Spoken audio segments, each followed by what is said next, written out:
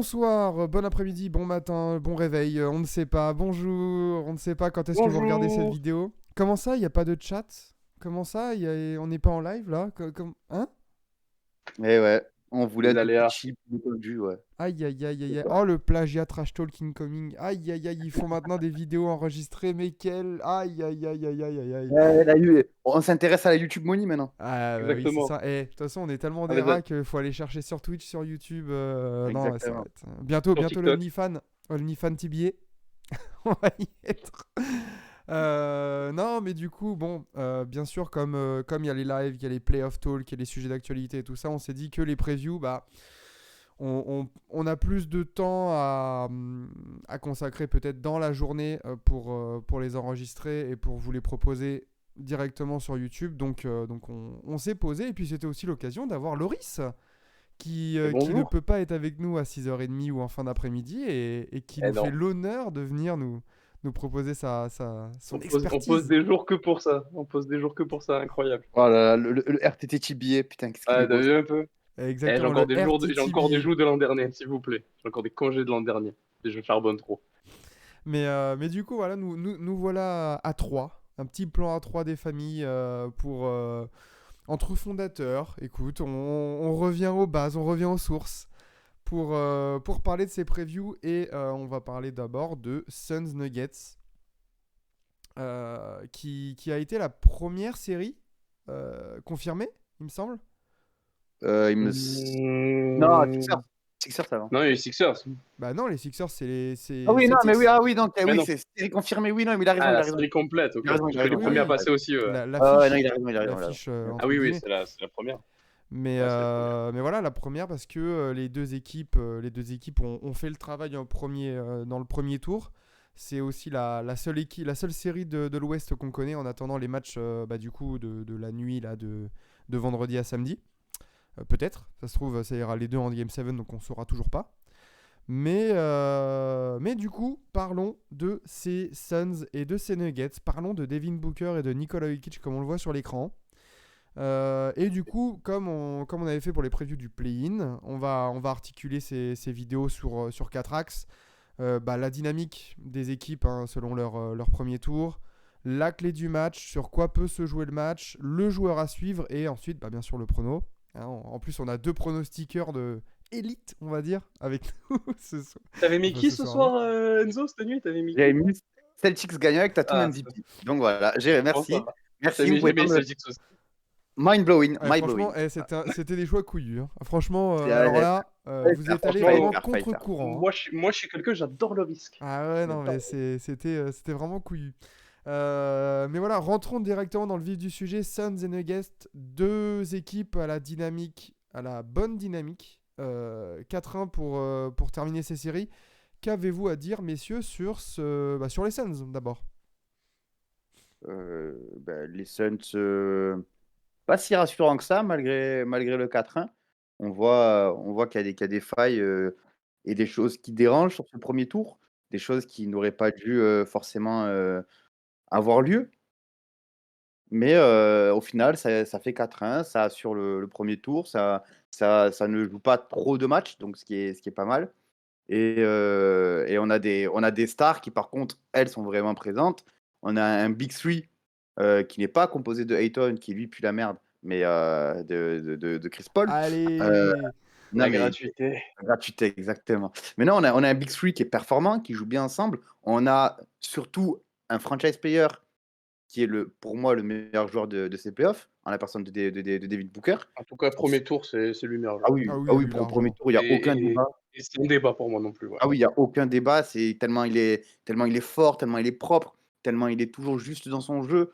Donc non, franchement, il y a quand même plus de bonnes choses à retenir que de mauvaises, mais il y a des choses à corriger, on va dire. Ouais, je pense que surtout Suns Clippers, si t'as pas le contexte, tu te dis juste c'est un 4-1, ils les ont déglingués. Alors que quand t'as un contexte, Mmh. ben, tu vois pas les choses de la même façon. Surtout qu'ils perdent le premier match avec un Kawhi extraordinaire, puis après Kawhi se pète. Ils ont deux matchs qui sont à ça de perdre, parce que Russell Westbrook est extraordinaire. Ça se joue à pas grand-chose, je crois, notamment les deux derniers. Au final, tu dis, c'est quand même pas rassurant. Et en plus, il y a un truc qu'on n'a pas dit, c'est que les stars jouent, jouent, jouent et rejouent avec 43 minutes de temps de jeu pour Devin Booker, presque 44 pour Kevin Durant et 38 pour Chris Paul, sans compter les 34 pour DeAndre Ayton. Donc, tu as un 5 majeur dont ton Big Three qui joue vraiment beaucoup. Donc, ça va, tu termines la série en 4-1. Mais s'il fallait que tu ailles un Game 7 ou un Game 6 avec un temps de jeu pareil, ben bonjour l'état de forme sur ce tour-là. Mais là, pour le coup, ça leur a souri, donc tant mieux. Bah, Mais il y a eu une grosse domination, mais il faut quand même poser un petit contexte pour dire que c'est pas passé loin sur 2-3, pas 2-3, mais plutôt sur 2 matchs. Non, bah, t'as raison, le contexte est important avec la blessure de Kawhi et l'absence de Paul George. Oui, j'ai pas dit Paul George. Et l'absence de Tyronn Lue. Ah non, bah non, il était là lui, mais non, c'est tactiquement lui qu'il était absent. Oups. Mais ouais, c'est ce qui a été révélateur vraiment dans ce premier tour des Suns, ça a été vraiment la différence qui n'était pas vraiment notable entre le 5 majeur et le banc. C'est-à-dire que t'as vraiment un fossé de niveau entre les deux units. Et c'est sur ce point-là qu'en fait, quand on regarde bien, on se dit, bah, en fait, ces Suns, est-ce que c'est vraiment les plus gros favoris de l'Ouest, quoi? Parce que oui, il y a un énorme 5 majeur, il y a des énormes stars, mais pour aller vraiment au bout, si Kevin Durant et Devin Booker, Chris Paul, ça doit jouer 43 minutes, 44 minutes par match, ça va être complexe, quoi. Donc ouais, comme tu l'as dit, Enzo, ça passe aussi ric-rac presque à tous les matchs. Donc franchement, c'était pas non plus une énorme domination, malgré le roster bien deep des Clippers. Mais est-ce qu'on peut faire le parallèle avec la série des Nuggets qui oui, gagne 4-1, mais ça n'a pas été non plus la grosse balade de santé? J'ai Bah, plus. premier match quand même, oui déjà. C'est quand même un premier match qui est dominé tête épaule par les Nuggets. Et après, c'est pareil, c'est toujours pareil, tu as un contexte aussi, tu dis il y a 4-1, mais déjà, il faut prendre le contexte play-in, il faut remonter loin, il faut prendre le contexte play-in des Wolves qui est punchy, je sais pas si le terme est approprié, hein, Oui. voilà, on connaîtra qui voudra. Et en plus de donc forcément, pas de la meilleure manière pour entamer la série. Et bon, plus tu te fais défoncer, ils en prennent 30, je crois, au premier match, un truc comme ça, ils sont déglingués. Et après, bon, ben, c'est pareil, tu as un contexte derrière parce que tu as une faillite des gars qui sont censés être forts en face. Rudy Gobert a mis trop de temps à se lancer. Anthony Edwards, meilleur joueur des Wolves. Et Karl Anthony Towns, c'est pareil, ça stat, mais ça manque Bah, de t'as nasty, de senti que méchant, de leadership, de T'as tout un senti tas que de 4, choses il qui. manquait, je pense, un peu de rythme aussi là, sur cette série de playoffs et Ah bah que oui, son trop peu de matchs absence joués en de saison. 50 matchs là, elle a fait du mal. Et sachant que les Wolves aussi étaient touchés par les blessures parce que McDaniels et Ah oui, Nasrid, McDaniels. et Nasrid, hein, parce que derrière, Les deux, derrière Gobert, du coup, t'avais qui? T'avais personne. Donc, il n'y a personne. clairement, c'est ce qui a fait aussi du mal aux Wolves qui sortent avec quelques honneurs. On a vu que ça montait un peu plus en puissance, que c'était mieux au fil des matchs. Mais au final, bon, bah, comme pour les Suns, le trio Michael Porter Jr., Jamal Murray et Nikola Jokic a fait totalement le taf. Et le star power a gagné, tout simplement. Bah, j'ai envie de dire que les Nuggets ont pu déjà profiter du manque de rythme de 4, comme l'a dit mon ami Loris, mais surtout, en fait, ils sont tombés sur des Wolves qui, au final, étaient peu agressifs. Et les matchs où, justement, l'intensité et l'agressivité ont pu être élevés du côté Wolves, ben, ça a donné une toute autre opposition. Même encore une fois, le dernier match donc perdu par les Wolves, qui se perd de quelques points et qui aurait pu très bien faire un 3-2 pour les Wolves, ben, tu avais un Rudy Gobert qui était nettement plus agressif, et sachant que tu n'avais pas Kyle Anderson en plus. Ah, Tu non avais, plus, ouais. Ah, c'est vrai. avais un Rudy Gobert qui était nettement plus agressif. Tu avais un Edwards orgueilleux qui lui aussi en voulait. Et Edwards, depuis déjà même le Game 2, j'ai envie de dire, il est dans ses standards. Edwards, lui, n'a pas grand-chose à se reprocher, j'ai l'impression, sur cette série-là. Mais Non, il a fait le taf. ce qui me fait peur sur ces playoffs-là, c'est que je me dis, ben, au final, tu as des Nuggets qui vont affronter une raquette Ayton, puis Biyombo qui sort du banc, qui fait des très bons travaux aussi, Biyombo en sortie de banc. J'ai un peu peur sur ça, même si oui, Ayton est un des pivots les plus soft de la ligue aussi, mais je me dis que si Edwards a fait un tel boulot aux Nuggets, j'ai très peur de ce que peut faire Booker. J'ai très peur de ce que peut faire KG. J'ai très peur aussi de ce que peut faire Chris Paul parce que je pense que là où il y a le plus gros, la plus grosse zone de flottement dans la défense des Nuggets, c'est mi-distance et c'est principalement là où les Suns excellent. Donc, Bah, justement, passons, peu de transition un peu parfaite à Léoup, passons sur la clé du match. Donc là, du coup, pour toi, je pense que tu allais enchaîner là-dessus, Enzo. C'est là-dessus que va se jouer cette série, le mi-distance des Suns ou pas? Ou la capacité de Denver euh, à les limiter là-dessus? plus ça, c'est plus ça la capacité, et non pas de Denver, non pas que de limiter là-dessus, mais de surtout trouver un moyen de défendre les trois niveaux de scoring de KG et Booker, c'est-à-dire à 3 points, à l'intérieur et à mi-distance. Et ça va être la clé du match. Et j'ai envie de te dire, ça va même être la clé des playoffs pour n'importe qui affrontera les Suns. C'est comment faire pour au moins limiter les deux joueurs dans une zone. Et sachant que la défense des Nuggets fait tout pour éviter la raquette, ça veut dire qu'en gros, tu laisses mi-distance et 3 points ouverts et c'est pas forcément, le mieux qu'à faire. Donc à voir comment ils vont s'adapter dessus. D'accord avec ça, toi, Loris? C'est quoi, toi, ton petit point à surveiller là-dessus? Alors, d'accord, pardon, moi j'ai un autre point. L'a évoqué sur les Suns rapidement, c'était le manque d'apport, enfin le dans un niveau entre le banc, etc. Mais il y a aussi, du coup, certes, le banc, à part Josh Okogie, pas Josh Okogie, pardon, Torrey Craig qui a fait une super série. Enfin, Josh Okogie a eu des flashs. Il y a quand même une marge de manœuvre. Tu as quand même des gars sur le banc qui peuvent step up côté Suns. Et pareil de l'autre côté. Donc, moi, ma clé de la série, ça va être pas forcément le banc, mais vraiment les seconds couteaux, tout ce qui ne concerne pas les Rostas dans cette série. Parce que je pense que Jamal Murray, bon, bah voilà, c'est comme Butler, c'est une fois que les playoffs débarquent, lui, il est intenable aussi. Donc, je pense que Murray, Jokic, dans une moindre mesure, Gordon, voire MPJ vont quand même faire des choses. Et pareil pour les Suns, on a les trois qui sont lancés, les quatre qui comptent DeAndre Ayton. Mais c'est les autres qui, je pense, vont apporter plus. Surtout, ça va être très important, je pense, pour les Nuggets. Parce que si tu n'arrives pas, comme l'a dit Enzo, à stopper Booker, à stopper Durant, à stopper Chris Paul, qui sont en train de te faire un chantier à 3 points et à mi-distance, il faut que derrière, que ce soit défensivement ou offensivement, il faut que tu aies les autres qui step up. Les Bruce Brown, les KCP, les Jeff Green, tous ces gars-là, tu vois, en plus des mecs qui ont un peu d'expérience, peuvent t'apporter sur alors pas forcément sur des grosses séquences, mais sur des séquences plus courtes. Et pareil de l'autre côté pour les Suns, on l'a dit, Bismack Biyombo qui te met 2 contres en 10 minutes. C'est un délire lui aussi quand il arrive en playoff.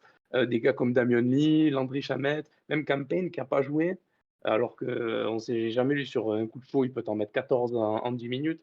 Terence Ross, c'est le même profil aussi. Tu as toujours un peu un moment dans une série où tu as besoin de tenter des choses parce que quand tu arrives sur un match trop, sur les matchs clés, type les matchs 3 ou les matchs 5, bah, à un moment donné, bon, bah, tu as les rostas, on veut dire, qui peuvent s'annihiler, ou à un moment donné, bah, tu as ta star qui est un peu dans le Ouais. dur, etc. Tu as besoin d'envoyer autre chose et de tenter des coups. Et on l'a vu sur des séries de playoffs, des mecs qui d'un coup sont pas dans les rotations et te les font rentrer 10 minutes. Ouais, tout un bordel, un chantier. Enfin, Terence Ross, typique, pour connaître le but pour l'avoir eu à Orlando, ils peuvent le faire rentrer 10 minutes, ils peuvent en mettre 15, prendre une espèce de gros coup de chaud, temps mort, on est obligé de s'ajuster. Ça peut durer que 10 minutes, mais des fois, c'est ce qui peut te faire basculer un match ou un carton, changer une dynamique de match. Ah, Donc, du coup, c'est ouais, moi, exactement. je vais axer sur ça, moi, personnellement, cette série. J'avais le même point un peu, mais vraiment la bataille du banc, parce que c'est vrai qu'au final, quand on regarde bien les deux effectifs, c'est un peu un copier-coller. C'est-à-dire que quand tu regardes bien là, C'est intéressant, les effectifs, ils sont bien, hein. sur la série de playoffs, en fait, Denver ne compte que sur trois mecs, en fait. À Moi, 3,5. ça m'a surpris, en fait, de Avec voir que Gordon, ouais, Denver, Gordon, ouais. dans Ah, la série, Gordon, quand même. t'as Défensivement, il fait le taf, quand même. t'as Bruce Mais Brown, Jeff Green et Christian Brown. C'est les trois remplaçants vraiment majeurs, alors que du côté des Suns, t'as Josh Okogie, Damian Lee et Biyombo, qui prennent la vingtaine de minutes régulièrement. Oh, Shamet aussi, hein. Il a joué 11 Chamet, minutes il sur la joue série que d'avant quelques aussi. minutes, hein. Donc c'est pour ça, voilà, oui, il peut prendre chaud, tu vois, mais quand j'ai regardé là, les derniers affrontements, c'est vraiment les trois qui prennent pas mal de minutes, quoi. Mais du coup, voilà, quel second unit va prendre le dessus sur l'autre, quoi. Est-ce que Bruce Brown va pouvoir continuer à faire ses gros travaux des deux côtés du terrain et de l'autre côté, est-ce que Phoenix va pouvoir avoir un Damian Lee qui met ses tirs, Josh Okogie qui va mettre de l'intensité, parce qu'on sait ce que vont donner les 5 majeurs. On sait ce qu'ils vont donner. Voilà, Jokic, MPJ Murray, Chris Paul, KD, Booker, Ayton. On sait ce que ça va donner. Ça va scorer, à mon avis, ça va être une série offensivement. Ah, Moi, je pense que. je pense que je- tu vas je- pouvoir parier des plus, des plus 150, tu sais, sur C'est clair. chacun, des plus 250. Il y a je, moyen. je pense, je pense que pour que les Nuggets puissent scorer assez aisément, il faudra forcément forcer le foul trouble. Je pense que ça, pour les Nuggets, le plan va être de forcer les fautes, notamment en utilisant Jokic. Je pense que Jokic va jouer très haut cette série-là et qui va justement laisser la raquette libre pour faire. Parce qu'il faut se le dire, physiquement, les Nuggets sont au-dessus des Suns. Donc il faudra forcément jouer dessus. Et tu vas devoir gratter des fautes. Tu vas devoir gratter des fautes sur KG avec Aaron Gordon. Tu vas devoir gratter des fautes sur Chris Paul avec Murray. Tu vas devoir gratter des fautes sur Ayton et sur Bismack avec Jokic. Et après, il faudra aussi jouer avec des switches. Tu vois, genre, moi, je pense que le plan d'attaque, ça sera déjà de mettre Jokic en bonne disposition. Et pour ça, il faudra forcément qu'il soit soit sur Craig, soit sur Booker, soit sur Paul. Et c'est pour ça, moi, je pense que pour les Suns, ils vont répondre à ça en faisant très peu de switch. Il y aura beaucoup de tirs ouverts, je pense. Hmm. Et ça Les mettre dépendra du. maintenant. Ouais, c'est ça, il faut les mettre. Mais je le vois mal, les Suns acceptent le switch. Déjà que physiquement, ils sont, je le répète, à mon avis, en dessous. Si en plus ils switchent, ça risque d'être compliqué de ne pas faire de faute. Et du coup, si tu fais pas de faute et que tu n'arrives pas à défendre, ça reste de compliqué de ne pas encaisser. Donc, il va y avoir des tirs ouverts. Surtout Hmm. que, parce que moi je t'ai coupé, j'ai dit surtout ce que Ah j'allais oui. dire, à part Jokic et Murray, tu vois, je trouve que côté Nuggets, les seconds couteaux peuvent prendre beaucoup plus feu facilement que ceux des Suns, pardon. Booker, Paul, etc. Et Durant, bien sûr. Ils peuvent t'en mettre 40 chacun s'ils veulent sur la série. Mais tu vois, Michael Porter Jr., tu laisses les tirs ouverts, il prend feu, bim, 35. Aaron Gordon, lui, tu sais même pas, d'un coup sur un match, tu dors presque, il est en triple-double. Enfin, t'as des trucs comme ça, tu vois. Tu te dis, putain, mais attends, il a mis combien là, Aaron Gordon d'affilée? Oui, d'accord, il est à 13 points dans le premier quart-temps. D'accord, très bien. Bon, Accompagné bah, de 7 rebonds et 3 passes et ouais, un voilà. bloc et Et une interception, quoi. c'est Enfin, c'est, ouais. exactement ça. Et c'est pareil, tu vois, c'est ce que je disais. D'un coup, il pète un câble, il faut rentrer. Même Bruce Brown, tu vois, il est capable de prendre feu. Et on n'a pas parlé, bon, ça, c'est vraiment le fond du banc. Ils ont Reggie Jackson, je crois, les Nuggets, pour le fond du banc, me semble. Ils ont DeAndre Jordan. Ouais, bon, mais c'est pareil. DeAndre Jordan, il scorera pas, mais t'as besoin, tu vois, t'as DeAndre Ayton, on l'a dit, qui est un peu soft, on va dire. Si t'as Il est besoin en de train faire de te des fautes. tabasser Jokic, voilà. Il est en train de te tabasser Jokic parce que c'est pas le plus grand des défenseurs. Tu dis, bon, là, il m'a gonflé, vas-y, Dédé rentre. Et là, il met 2 gifles, il met un contre, et puis d'un coup, il va te prendre 2 rebonds, et puis sur sur deux pick and roll, il finit en alley-oop. Voilà, c'est tout. Non, Tout ce c'est qu'on clair. demande, pas Tu vois, plus, et c'est ce qu'il faut. je disais que du coup, la clé va être pour les Nuggets de les rentrer leurs tirs ouverts. Et c'est aussi pour ça que les Clippers sont plus autant à rivaliser avec les Suns, c'est que les tirs ouverts, ils les ont pris. Et quand tu regardes le roster des Clippers, tu as 7 joueurs à au moins 35 points, 35, avec 34% de réussite à 3 points. Et tu en as 3 à 40%. Donc, ce qui est énorme à 3 points. Kawhi, qui est le El Grande, Kawhi Leonardo, est à 60% même de réussite. Donc, ce qui est énorme pour un joueur en playoff. Surtout un joueur qui prend 3 points 5 3 points par match, pardon. Donc, oui, je pense vraiment que Michael Porter Jr., comme tu as dit, aura un rôle. Ah, il l'aura, Le, il faut en il tout aura cas. il aura et j'ai envie de dire, KG ne va pas défendre comme un bâtard sur lui parce qu'il ne peut pas se le permettre de faire ça sur une série en jouant Avec 44 minutes en 45 plus. minutes, ouais, voilà, c'est C'est ça. ça, donc il aura des shoots ouverts. Il devra les mettre. Donc je pense que et ça va aller, pour faire la transition Justement, vers la suite du incroyable. programme. Incroyable. Je te laisse la faire, vas-y. Du coup, Enzo, est-ce que Michael Porter Jr. est ton joueur à suivre? Oui, pour moi, Michael Porter Jr. est mon joueur à suivre. Du coup, offensivement, ben, dans la continuité de ce que je dis, avec les tirs ouverts qu'il aura et même le fait d'être défendu par KD qui sera très certainement fatigué, mais il sera surtout à suivre dans son rôle défensif, puisque je ne serais pas étonné que les Nuggets mettent en place une défense à base de prise à deux, et ça sera forcément des joueurs sur l'aile qui seront appelés à faire à faire ces prises à 2 là, et donc Gordon Et et MPJ. Michael Porter Jr. Ok, et toi Loris du coup? Ben, j'aurais pris MPG aussi, bah, du coup, je vais changer, je vais prendre Aaron Gordon. Attentes Oh, différentes pour ma part. t'es Parce relou de que... ouf, putain. Ouais, Je voulais le ben, prendre aussi. désolé. Ah bah, bah tant pis, je vais Vas-y, prendre vas-y. MPJ, il me l'a pris. De toute façon, j'aurais dit sensiblement la même sur MPJ. Mais pour Aaron Gordon, parenthèse, content de l'évolution, hein, il vient d'Orlando et vu ce qu'il proposait, bon après, on est en partie responsable. Je m'attendais pas à un tel niveau chez les Nuggets, en tout cas défensivement, mais s'il a montré des bonnes choses. Ça, c'est la fin de la parenthèse. Et qu'est-ce que j'attends de lui? Alors, différent par rapport à MPJ, il aura aussi ses tirs, il faudra qu'il les mette, il faut qu'il step up offensivement. Il est qu'à 13 points de moyenne sur la série contre, euh, contre les Wolves, il faut qu'il en mette plus. Et par contre, défensivement, il va falloir être un chien parce qu'ils vont le mettre dans tous les bons coups, parce qu'il va switcher. C'est sûr que les Nuggets vont switcher, surtout avec quand tu as MPJ qui risque de se retrouver dans des mismatchs, etc. Il va falloir qu'il monte. Il va prendre des Kevin Durant sur la gueule, des Booker sur la gueule, sur des courtes séries, sur des coups de séquence. Si tu as un mec qui a un coup de chaud, ce qu'on avait dit des Josh Kogi, des mecs comme ça, il pourra switcher aussi. Il a l'avantage de pouvoir défendre 3-4-2. Après, sur les 1, c'est trop compliqué, je pense, et les 5, il est trop petit.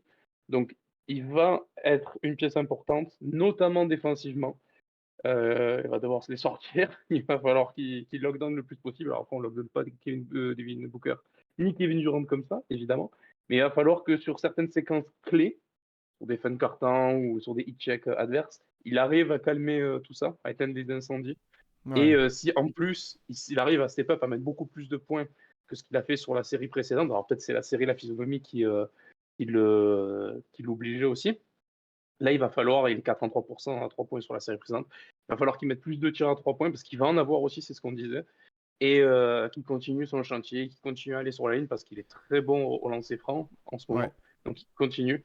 Et si MPJ va être la clé offensive, je pense que défensivement, Aaron Gordon peut l'être. Bah, au début, je partais aussi sur Aaron Gordon parce que ouais, quand tu vois le 5 majeur, il y a vraiment que lui et Caldwell Pope qui puissent vraiment Un assurer des missions spécialiste. défensives viables. Et en fait, et du coup, ouais, je voulais justement appuyer les responsabilités défensives qu'il aura. Mais bon, du coup, je vais changer, j'ai réfléchi et si je puis me permettre, j'aimerais me faire une petite Permets-toi. entorse au règlement. C'est que moi, je vais aller chercher, je vais surveiller beaucoup Monty Williams et par extension DeAndre Ayton. Parce que là, si t'es Phoenix, que tu vois que sur tes deux grosses menaces offensives, Denver peut mettre Caldwell Pope sur Booker et Aaron Gordon sur Kevin Durant, Monty Williams, il va falloir me faire jouer DeAndre Ayton sur Jokic. Là, t'as la possibilité d'attaquer peut-être un des gros pivots calibre MVP qui est le moins fort défensivement, qui est caché par une bonne défense collective là, sur la totalité de la saison. Là, il faut que le plan de jeu il soit clair et que DeAndre Ayton il ait 10-12 points au premier quart-temps à chaque match. Faut le mettre en place. Et avec un meneur comme Chris Paul, qui a fait briller des DeAndre Jordan, des Kenneth Farid et tout ça, désolé, DeAndre Jordan, il doit tourner à 25 points par match sur la série. Il n'y a pas de scénario où les Suns passent, où il n'y a pas DeAndre Ayton qui charbonne, quoi. Parce que, et justement, tu peux dire, ouais, Devin Booker et Kevin Durant ont surperformé contre les Clippers, parce que aussi la défense extérieure des Clippers, bah, c'était moyen. Là, tu dois jouer avec tes forces et jouer avec les faiblesses de l'équipe.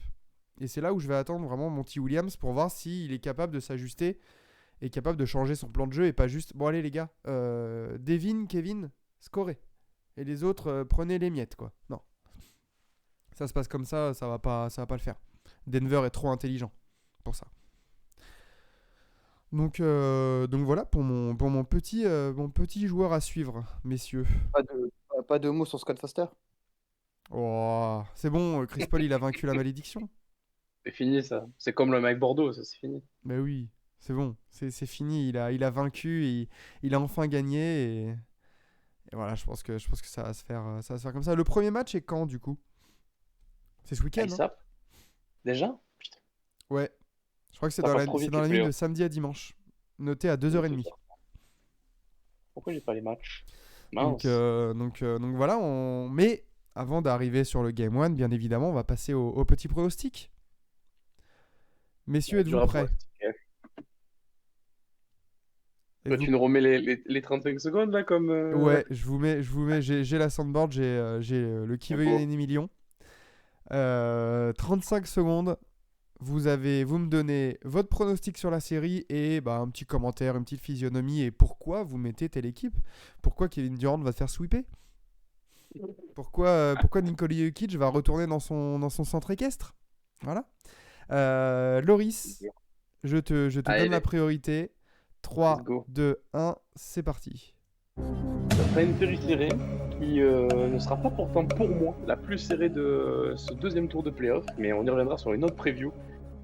Je pense que Denver va arriver à faire quelques coups, notamment grâce à la défense, et évidemment, tu as toujours Jokic qui est le all-rounder qu'on connaît, qui va arriver à faire déjouer la défense, notamment de DeAndre Ayton.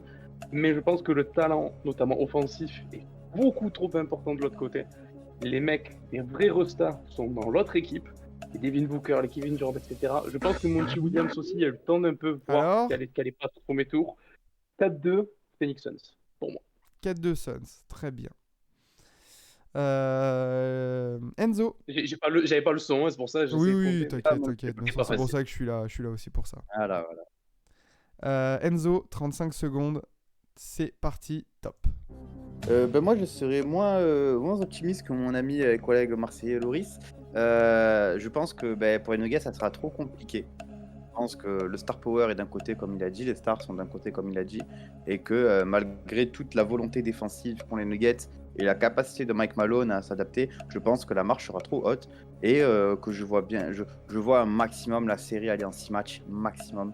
Mais si je devais dire mon avis à moi, je pense vraiment à un 4-1. 4-1 bien sec et des Suns qui vont encore une fois forcer leur star, qui vont encore une fois forcer les minutes et qui pourront laisser aucun repos défensif aux Nuggets et qui vont se faire ouvrir. Ok, ça va, 43 secondes à peu près, ça va, tout va bien. C'est une Comme- possession, oh, c'est une ça passe vite, possession wesh. dans un My League 2K Ça passe trop qui vite. tourne mal. Ça va. Très bien, très bien. Donc 4-2 Suns, 4-1 Suns. Est-ce que je vais donner, Que va-t-il nous la dire? qualification aux Nuggets? 3, 2, 1. Ah, bah non. Non, pas de qualification pour les Nuggets pour moi. Ça s'arrête là. 4-1. Moi aussi. Défensivement, en fait, je vois pas comment les Nuggets pourraient tenir face à ces Suns là, surtout s'ils continuent sur la même lancée. Booker, KD, Ayton, je l'attends comme je l'ai dit dans mon joueur à suivre. Je vois pas comment les Suns vont les faire jouer et ils le paieront plus tard. Mais 4-1 pour les Suns. Voilà, donc désolé Denver. Bon, personne n'a mis le Swift. Personne n'a mis le Swift. Non, parce que je pense qu'il y a trop de talent offensif pour. Oui. Ils vont en Puis prendre même, un Denver. t'as le Colorado. Tu sais, Bien dans sûr. l'altitude, tu sais, sur un bon match, en fin de match, les mecs sont fatigués. Bah, ça y joue, mine de rien. Évidemment. Donc voilà pour cette preview de Suns Nuggets qu'on suivra bien évidemment sur TBA lors de Playoff Talk tous les jours à 18h30 des fois. Enfin, des fois ça change comme ce vendredi. La surprise. Voilà, mais voilà, du coup on va passer aux prochaines.